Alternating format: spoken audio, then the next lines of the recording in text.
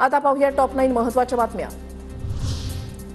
नोव्हेंबरमध्ये विधानसभा निवडणुका होतील, जनतेचा आशीर्वाद ज्यांच्या पाठीशी त्यांचं कल्याण होणारच, फडणवीसांची प्रतिक्रिया।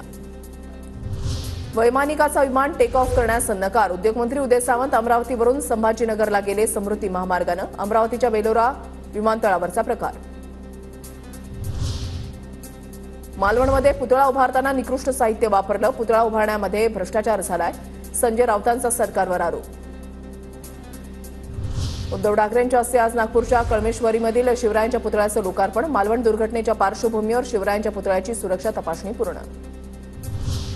मंत्री हसन मुश्रीफ पुण्यामध्ये मेळावा घेणार, कागलमधील पुण्यामध्ये राहणाऱ्या रहिवाशांसाठी भोसरीमध्ये आज मेळावा, मेळाव्यातून मुश्रीफ समर्जित घाटगेंना प्रत्युत्तर देण्याची शक्यता।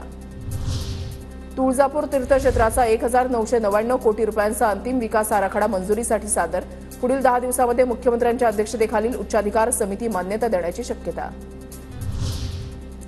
कोल्हापूर खंडपीठ काळाची गरज, राज्याच्या टोकाला राहणाऱ्या रहिवाशांना प्रभावी न्याय मिळेल, सुप्रीम कोर्टाचे न्यायमूर्ती भूषण गवईंकडून कोल्हापूर खंडपीठाच्या मागणीची पाठराखण।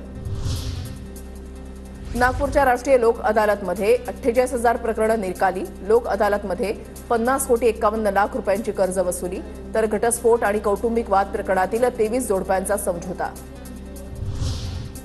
चाळीसगावमधील गिरणा धरणाचे 6 दरवाजे 60 सेंटीमीटरनं उघडले, धरणामधून 9,904 क्युसेकनं विसर्ग सुरू, गिरणा नदीकाठच्या गावांना सतर्कतेचा इशारा।